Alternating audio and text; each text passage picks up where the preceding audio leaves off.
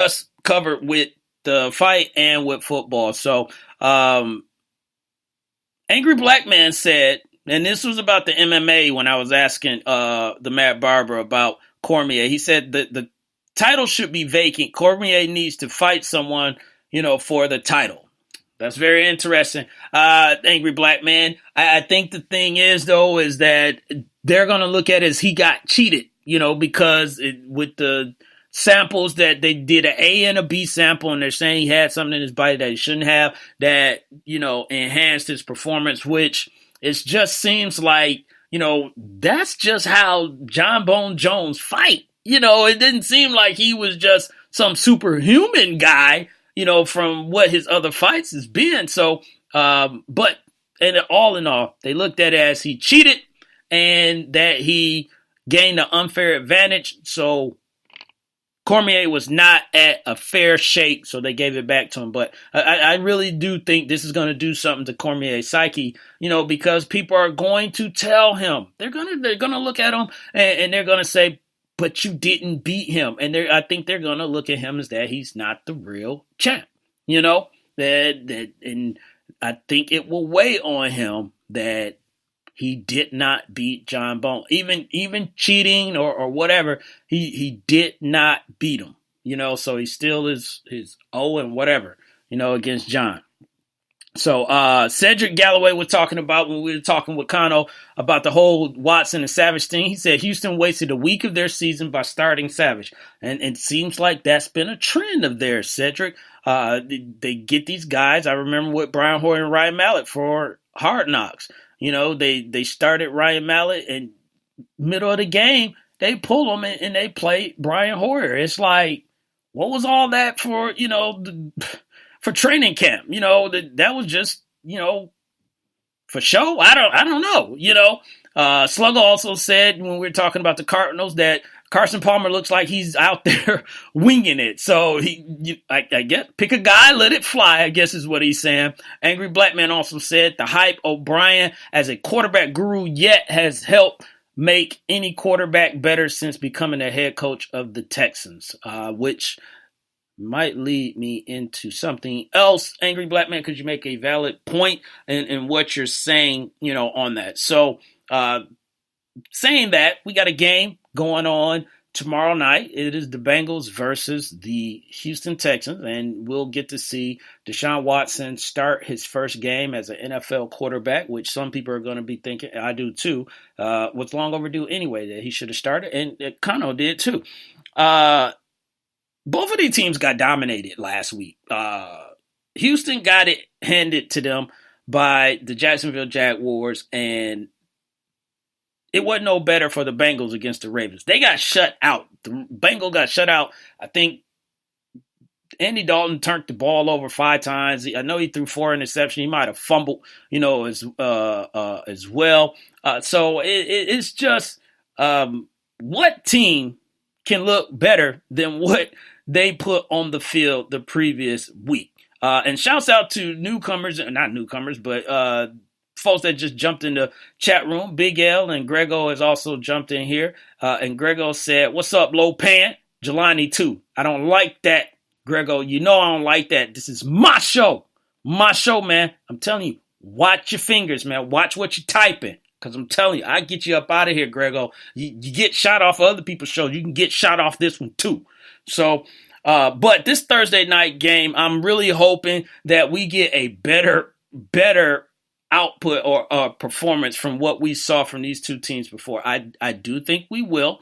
Andy Dalton cannot be that bad, again. There's questions at the running back position. It's just like, is Joe Mixon going to take this, over, or are they going to, delay the inevitable maybe, because everyone's saying that Joe Mixon is going to end up being the guy, at this point. So they got Jeremy Hill basically falling by the wayside at some point in the season. So does that, starts to transpire, this week, going into this short weekend, with Deshaun Watson? Can he, because they lost Fedorowicz. Fedorowicz is on IR because of a concussion. Can he make those other players around him better? Now, DeAndre Hopkins, It's just you got to get him the ball. He's going to be double covered. He knows this. He's had success, in the past. But can you get him the ball? You don't want to force it in there.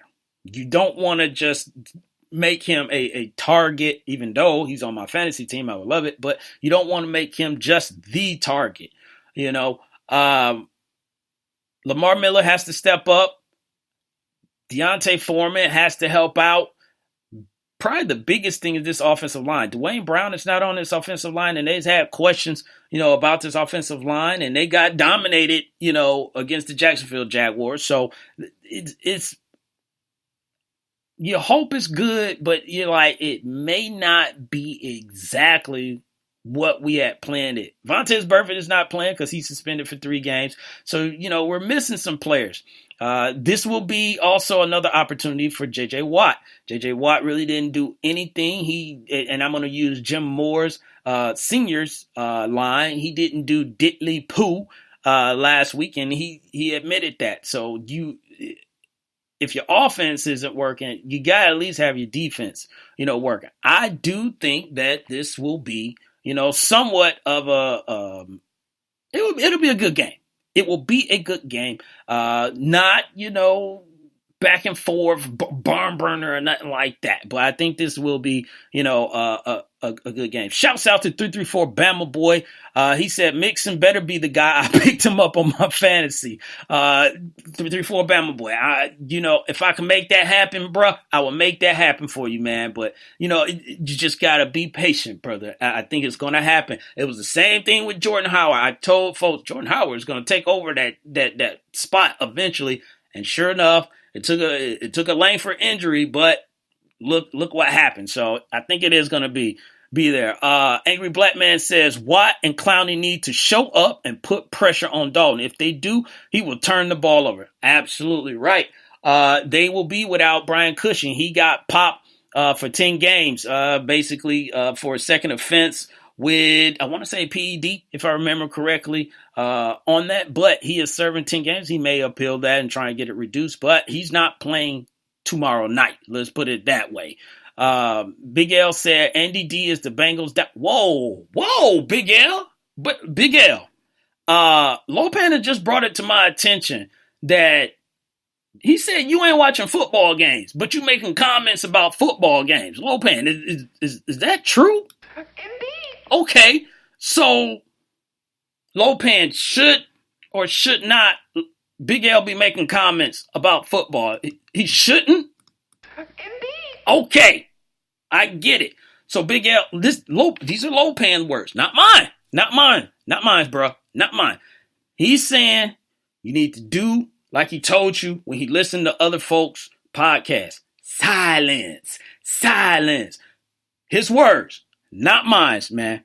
So Grego said Brian Cushing said he will not appeal as he does not want to distract the team. He ain't distracting nobody, even if he was appealing. Brian Cushing is not about to be in the news every other day, on it. So he need to appeal if he don't think he did anything.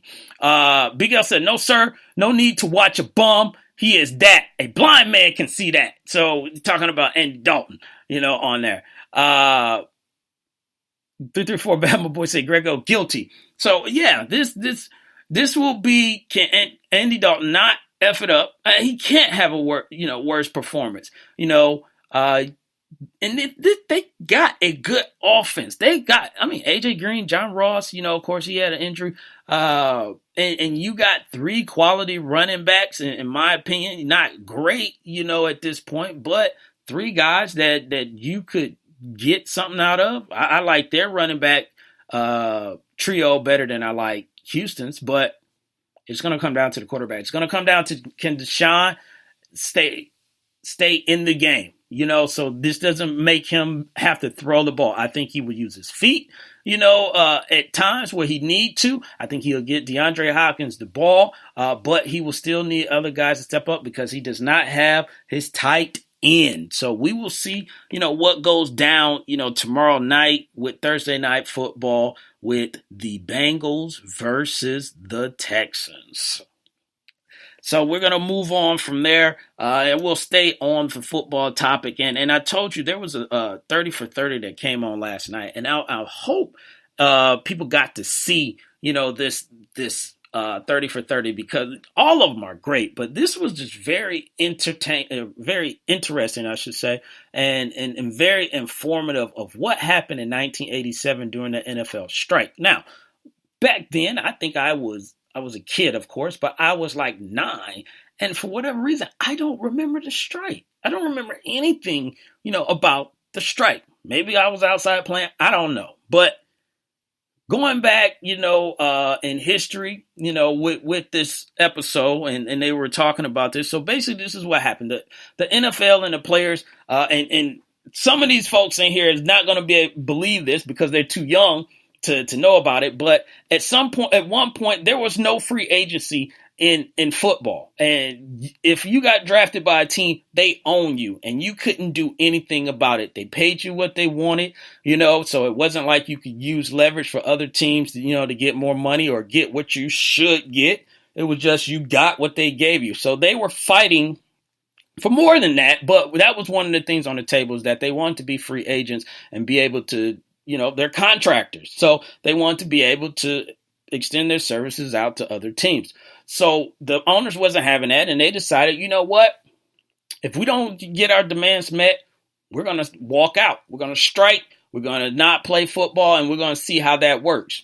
And what happened with that is that the NFL decided to hire replacement players. Now, these replacement players were not like the movie The Replacements, but they were guys who, maybe had tried out for the team and got cut, or never had got an invite. Maybe they were playing, CFL or something like that, and they didn't get the opportunity, or they maybe not good enough, like the regular NFL players. So these guys, quote unquote, crossed the line, even though they weren't even on teams, but they crossed the line and they went over to be the replacement players. And the regular players took very, very much an exception to it, because they were like, look, we're supposed to be in this together. I don't know why they're thinking in it together when I'm not playing. But these guys, they step across that picket line and they're thinking like, oh, this is my opportunity. This is my shot, to make this team. And it kind of flips on them, and they go and they're called Scabs. And everyone is calling them Scabs. The players are, the regular players are upset. They're throwing stuff at them. The fans are throwing stuff. They're calling them names. They're calling them everything, out in the book. And they're like, whoa, what did I sign up for? Well, it followed mainly the Washington Redskins. But they talked about these replacement players, how they stuck together and they won 3 games, because the strike was for 3 weeks until other players. And I kind of remember that, during this portion when I was a kid, that some guys did cross over and come back and play. I remember a little bit about that. And this was the year that Doug Williams won the Super Bowl, to be the first black quarterback, to play in the Super Bowl, and also to win, or start in the Super Bowl and to win the Super Bowl. But going back, they basically held it down for 3 weeks.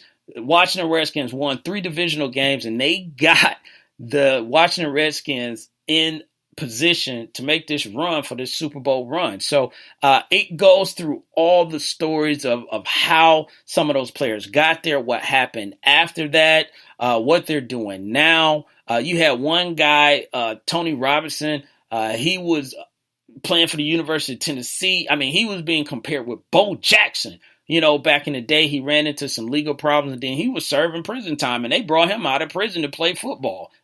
So you had other guys that, wasn't doing anything. They were at home, and all that stuff, and they got the call, and they're thinking this is their, opportunity. But, it was a very, very interesting, piece. These guys, the regular players come back, the Scabs, if you will. Some of them still stayed on the team, but most of them, they were relieved of their duties, on the team. They go to Washington Redskins, go to the Super Bowl. They win the Super Bowl and blow out the Denver Broncos. I remember that.